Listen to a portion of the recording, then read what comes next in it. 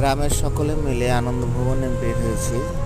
আনন্দ ভ্রমণের অংশ হিসেবে আমাদের চিটাগাংয়ে এসে বাইজুল ইসলামের মাজারে আমরা কিছু সময় কাটাবো।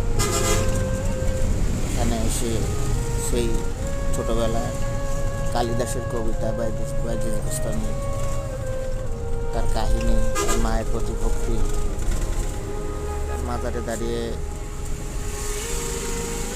তার উসিলায় আল্লাহর কাছে দোয়া করেছি, আল্লাহ পাক যেন আমাদের সবাইকে হেদায়েত দান করেন।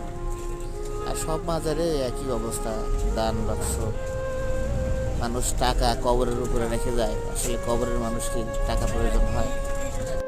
এখানে এসে সেই বিখ্যাত কচ্ছপের দেখা পেলাম।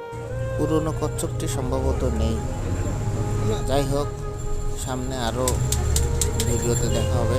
সবাইকে সে পর্যন্ত আল্লাহ হাফেজ। দোয়া করবেন যেন